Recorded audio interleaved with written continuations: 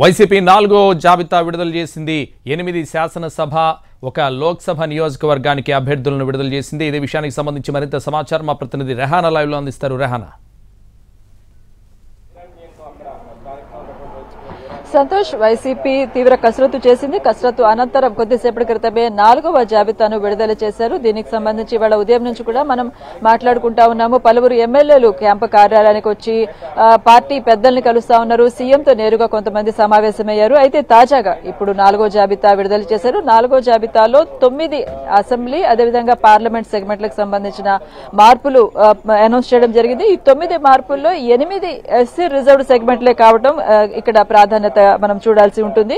దీంట్లో ఒక ఎంపీ స్థానం ఉంది. చిత్తూరు ఎంపీ అభ్యర్థిగా కె నారాయణ స్వామి, ఆయన ప్రస్తుతం డిప్యూటీ సీఎం గా ఉన్నారు. నారాయణ స్వామి ఆయనను చిత్తూరు ఎంపీగా అక్కడ బరిలో పెట్టనున్నారు. అదేవిధంగా ప్రస్తుతం చిత్తూరు ఎంపీగా ఉన్న రెడ్డపని తీసుకొచ్చి జీడీ నెల్లూరు, అంటే జీడీ నెల్లూరులో ప్రస్తుతం ప్రాతినిధ్యం వహిస్తున్న నారాయణ స్వామిని ఎంపీగా మార్చారు. అదేవిధంగా ఎంపీగా ఉన్న రెడ్డపని జీడీ నెల్లూరు అసెంబ్లీ నుంచి బరిలో పెట్టడానికి పార్టీ నిర్ణయించినట్టుగా దీన్ని బట్టి అర్థమవుతా ఉంది.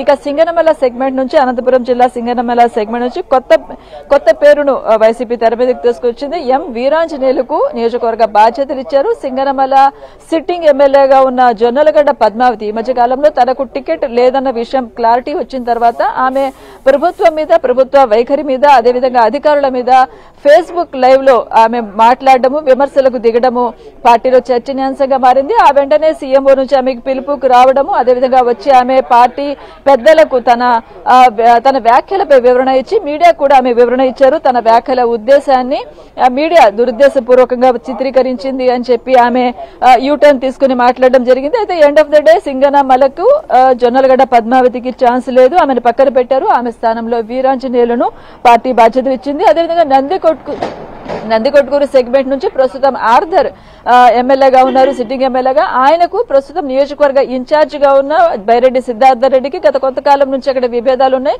సో ఈ సమస్యని మార్చడం కోసం డాక్టర్ సుధీర్ తెర మీదకి తీసుకొచ్చింది పార్టీ. ఈ మధ్య కాలంలో మనం చూసుకున్నట్లయితే ఇక్కడికి నియోజకవర్గ ఇన్ఛార్జ్ కూడా బైరెడ్డి సిద్ధార్థరెడ్డి కూడా 2-3 దఫాలుగా క్యాంపు కార్యాలయానికి వచ్చారు. పార్టీ పెద్దలతోటి, ముఖ్యమంత్రితో కూడా ఆయన దఫాలు సమావేశమయ్యారు. సో ఇక్కడ డాక్టర్ సుధీర్ ని తీసుకురావడానికి పార్టీ నిర్ణయించింది. ఇక మరొక సెగ్మెంట్ కృష్ణా జిల్లా తిరువూరు నుంచి తాజాగా టీడీపీ నుంచి చేరారు ఈయన నల్లగట్ల స్వామిదాస్. అదే రోజు పార్టీ కండువా కప్పుకున్నారు. ఈయన కేసినేని నానితో పాటు ట్రావెల్ చేస్తూ టీడీపీ నుంచి వైసీపీకి వచ్చారు. సో ఇప్పుడు రక్షణ నిధి అక్కడ సిట్టింగ్ ఎమ్మెల్యేగా ఉన్నారు. ఆయన టీడీపీలోకి వెళ్లడం ఖాయమని తేలిపోయింది. రక్షణ నిధిని పక్కన పెడతారన్న ఆలోచనతోనే రక్షణ నిధి వేరే పార్టీ చూసుకోవడం, అక్కడ వెంటనే టీడీపీ నుంచి నల్లగట్ల స్వామిదాస్, ఈయన మాజీ ఎమ్మెల్యే, ఈయన ఇక్కడికి రావడం జరిగింది. 1994-99 2 దఫాలుగా ఆయన తిరువూరు నుంచి ఎమ్మెల్యేగా ప్రాతినిధ్యం వహించారు. సో నల్లగట్ల స్వామిదాస్ కు తిరువూరు బాధ్యతలను అప్పగించింది పార్టీ. అదేవిధంగా మడకశిర సెగ్మెంట్ చూసుకున్నట్లయితే ఇక్కడ ఈర లక్కప్పను తెర మీదకి తీసుకొచ్చారు. ఇది కూడా ఎస్సీ రిజర్వ్డ్ సెగ్మెంట్. ఈయన పేరు కూడా కొత్తగా తెర మీదకి వచ్చిందనే చెప్పాలి. ఇక కొవ్వూరు, గోపాలపురంలో 2 ప్రాంతాల్లో రిషఫలింగ్ చేశారు. కొవ్వూరుకి ప్రాతినిధ్యం వహిస్తున్న హోంమంత్రి తానేటి వనితను గోపాలపురం మార్చారు. గోపాలపురం ఆమె పాత సెగ్మెంట్ అనే చెప్పాలి. ఒక రకంగా గతంలో ఆమె అక్కడ నుంచి పోటీ చేశారు. ఆ తర్వాత పోటీ చేసి ఒకసారి ఆమె అక్కడ నుంచి గెలిచారు. గత ఎన్నికల్లో కొవ్వూరుకి ఆమె మార్చారు. ఈసారి మరో దఫా ఆమె గోపాలపురానికి ఆమె ట్రాన్స్ఫర్ అయినట్టుగా కనిపిస్తా ఉంది. ఆమెకు అక్కడ స్థానచలనం జరిగింది మంత్రికి. అదేవిధంగా గోపాలపురంలో ప్రాతినిధ్యం వహిస్తున్న తలారి వెంకటరావును కొవ్వూరుకు తీసుకొచ్చారు. అంటే వీళ్ళిద్దరు ప్లేస్ ను రీషఫలింగ్ చేశారు.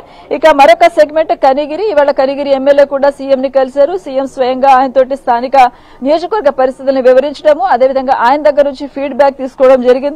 ఇక అక్కడ కనిగిరి ప్రస్తుతం ఉన్న ఎమ్మెల్యేని పక్కన పెట్టి ఆయన స్థానంలో దుద్దాల నారాయణ యాదవ్ కు, బీసీ సామాజిక వర్గం నుంచి నారాయణ యాదవ్ కు ఇక్కడ బాధ్యతలు అప్పగించారు. మొత్తం మీద చూసుకున్నట్లయితే ఇద్దరు మంత్రులకు స్థానచలనం జరిగింది.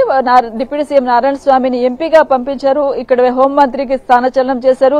అదేవిధంగా చూసుకున్నట్లయితే ఒక 4-5 కొత్త ముఖాలైతే ఈ సెగ్మెంట్ లో, ఈ జాబితాలో మనకు కనిపిస్తుంది. వీరాంజనేయులు, అదేవిధంగా సుధీర్ దారా, నల్లగట్ల స్వామిదాస్ ఆయన మాజీ మాజీ ఎమ్మెల్యే అయినప్పుడు కూడా పార్టీలో కొత్తగా వచ్చినట్టే. అదేవిధంగా ఈర లక్కప్ప, దద్దాల నారాయణ యాదవ్ వీళ్ళందరూ కూడా కొత్తగా పార్టీ తెర మీదకి తీసుకొచ్చింది. వీళ్ళకి నియోజకవర్గ బాధ్యతలు ఇచ్చారు.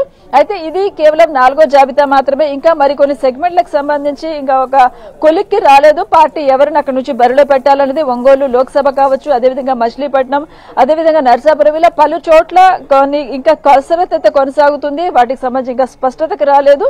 ఈ కసరత్తు అయితే మరొక 2-3 రోజుల్లో మరొక జాబితా విడుదలయ్యే అవకాశం ఉంది. సంతోష్, మొత్తం మీద అయితే 4వ జాబితా అంత ఉత్కంఠత నేపథ్యంలో హుటాహుటిన విశాఖ పర్యటనలో ఉన్న బొత్స సత్యనారాయణ హుటాహుటిన క్యాంపు కార్యాలయానికి చేరుకున్నారు. తాడేపల్లికి ఆయన గన్నవరం ఎయిర్పోర్ట్ నుంచి నేరుగా క్యాంపు కార్యాలయానికి వచ్చారు. ముఖ్యమంత్రి దగ్గర నుంచి ఆదేశాలు ఏవైతే వచ్చాయో, ఏ జాబితా అయితే విడుదల చేయాలనుకున్నారో ఆయన మీడియా ముందు విడుదల చేశారు. సో 4వ జాబితాకు సంబంధించిన కసరత్తు కొంత కొలిక్కి వచ్చి అఫీషియల్ గా అనౌన్స్ చేశారు. అయితే ఈ నియోజకవర్గాల మార్పుల కసరత్తు అయితే ఇంకా పూర్తి కాలేదు. మరొక జాబితా విడుదలకైతే ఈ కసరత్తు కొనసాగనుంది. Santosh. Right, thank you Rehana.